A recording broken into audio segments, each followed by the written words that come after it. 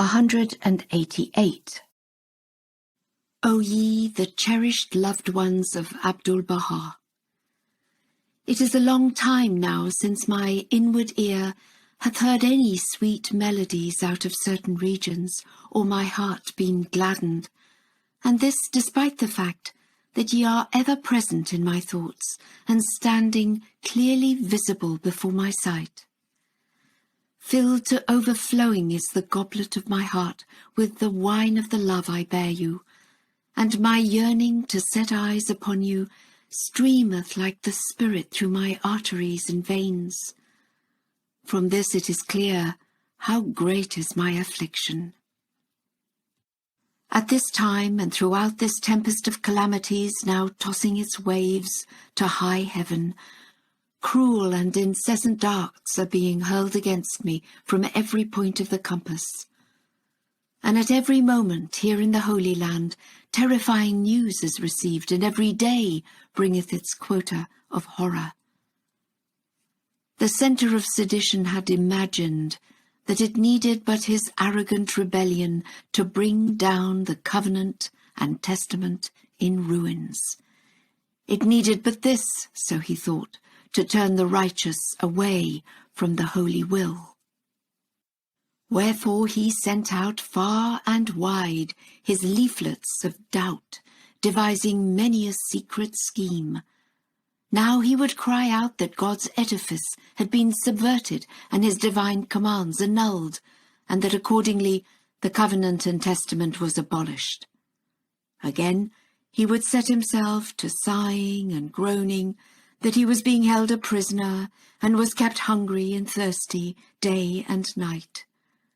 Another day he would raise an uproar, saying that the oneness of God had been denied, since another manifestation had been proclaimed prior to the expiration of 1,000 years. When he saw that his calumnies had no effect, he gradually formed a plan to incite a disturbance. He began stirring up mischief and went knocking at every door. He started making false accusations to the officials of the government. He approached some of the foreigners, made himself their intimate, and together with them prepared a document and presented it to the seat of the Sultanate, bringing consternation to the authorities. Among the many slanderous charges was this, that this hapless one had raised up a standard of revolt, a flag bearing the words, Ya Baha'u'llah, that I had paraded this throughout the countryside to every city, town, and village, and even among the desert tribes, and had summoned all the inhabitants to unite under this flag. O my Lord, verily I seek refuge with thee from the very thought of such an act, which is contrary to all the commandments of Baha'u'llah, and which would indeed be a mighty wrong that none but a grievous sinner would ever perpetrate. For thou hast made it incumbent upon us to obey the rulers and kings. Another of his slanders was that the shrine on Mount Carmel was a fortress that I had built, strong and impregnable.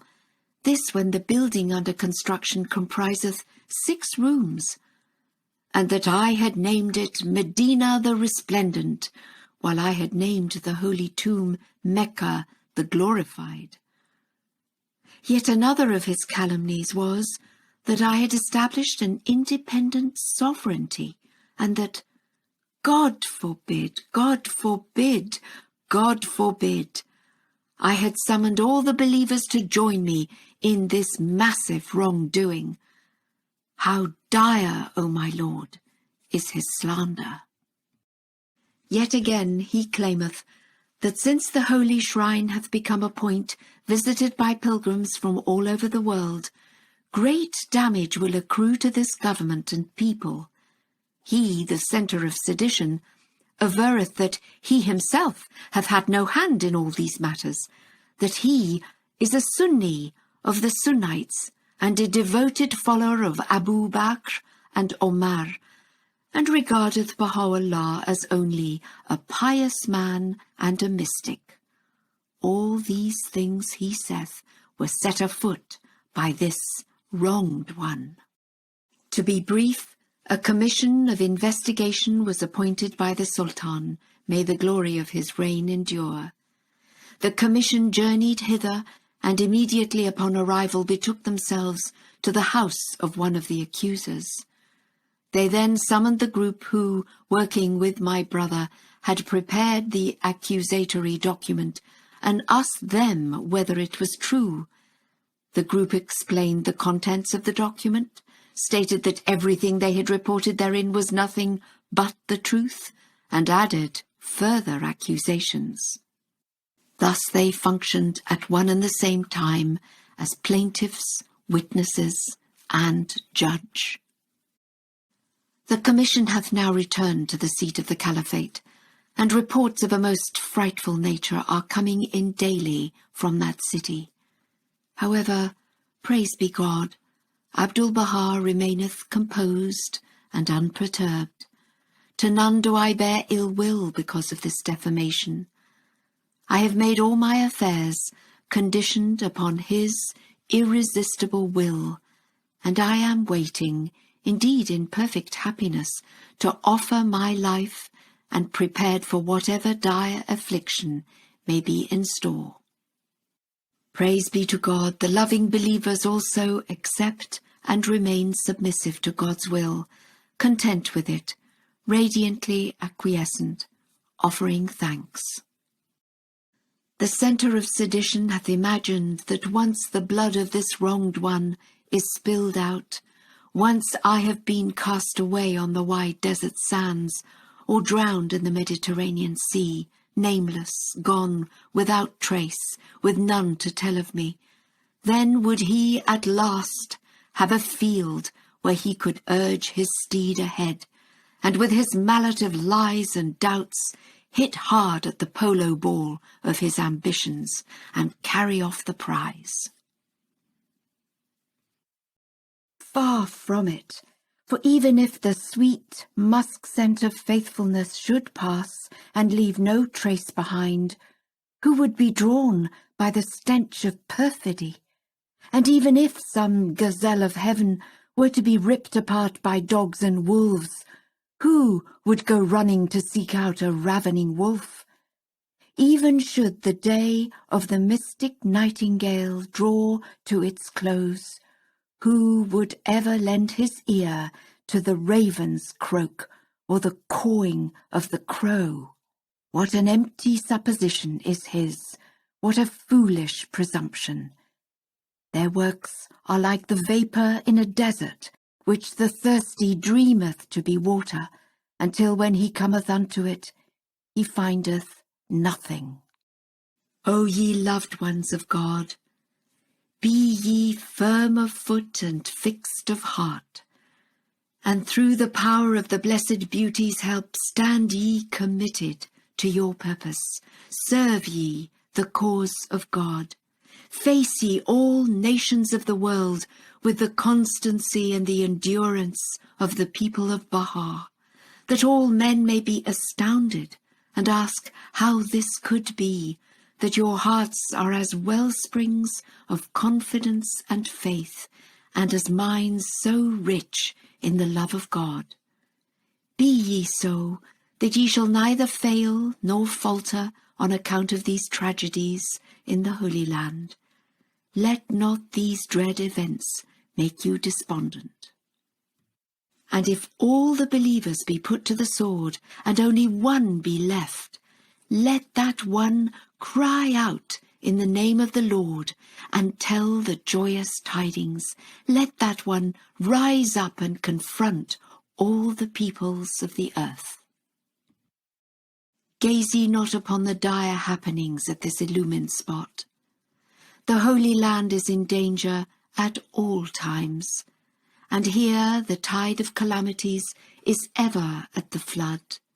For this upraised call hath now been heard around the world, and the fame of it hath gone forth to the ends of the earth.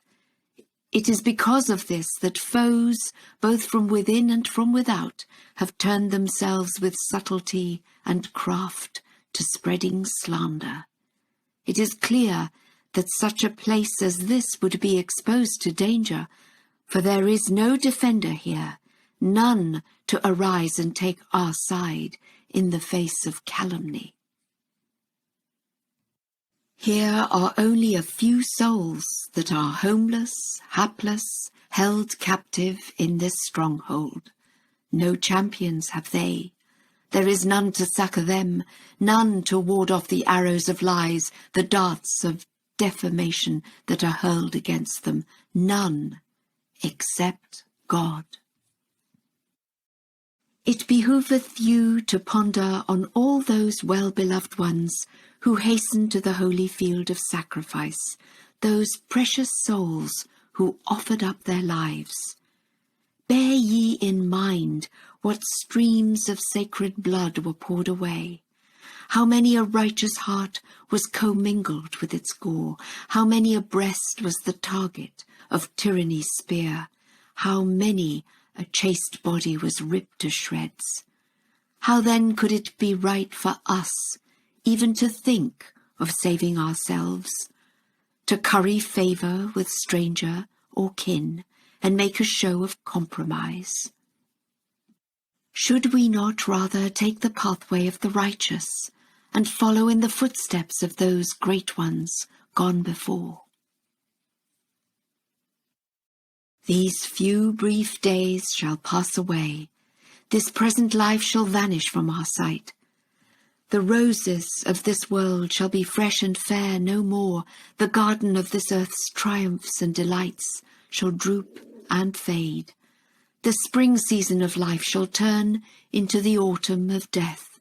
The bright joy of palace halls give way to moonless dark within the tomb. And therefore is none of this worth loving at all, and to this the wise will not anchor his heart. He who hath knowledge and power will rather seek out the glory of heaven, and spiritual distinction, and the life that dieth not. And such a one longeth to approach the sacred threshold of God, for in the tavern of this swiftly passing world the man of God will not lie drunken, nor will he even for a moment take his ease, nor stain himself with any fondness for this earthly life. Nay, rather, the friends are stars in the high heavens of guidance, celestial bodies in the skies of divine grace, who with all their powers put the dark to flight. They break down the foundations of malevolence and hate. They cherish but one desire for the world and all its peoples, well-being and peace. By them the ramparts of warfare and aggression are battered down.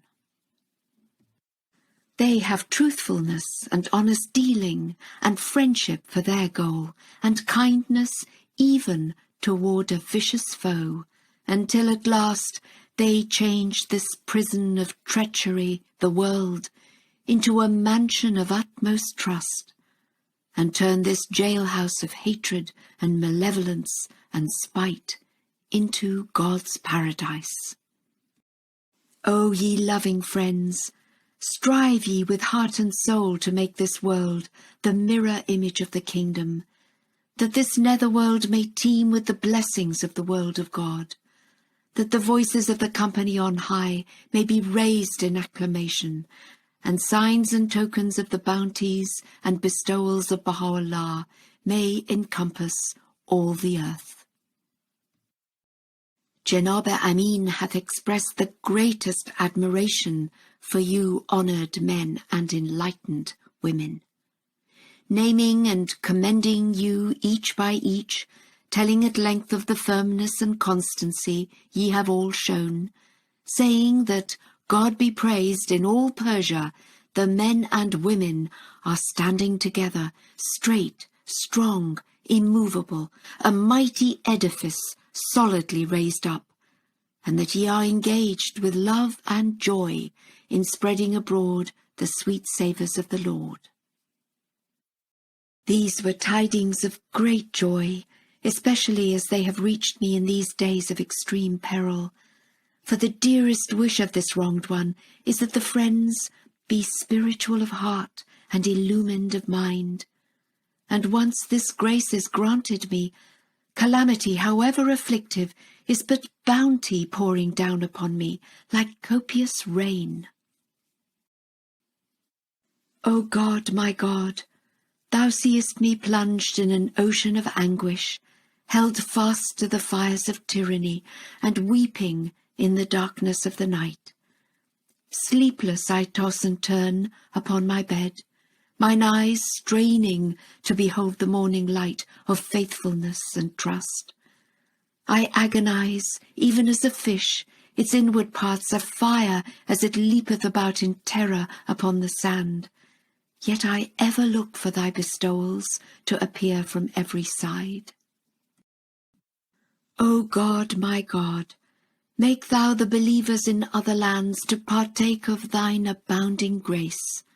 Deliver thou, by thine unfailing help and bounty, whoso among thy loved ones in the farthermost climes sigheth over the bitter cruelty of his foe. O Lord, they are the captives of thy love, the prisoners taken by thy troops. They are the birds that fly in the heavens of thy guidance, the whales that swim in the ocean of thy bestowals, the stars that sparkle on the horizon of thy gifts. They are the defenders of the fortress of thy law. They are the banners of thy remembrance amongst men. They are the deep wells of thy divine compassion, the fountains of thy favours, the well springs of thy grace. Keep them ever in safety beneath thine all-protecting eye. Assist them to exalt thy word.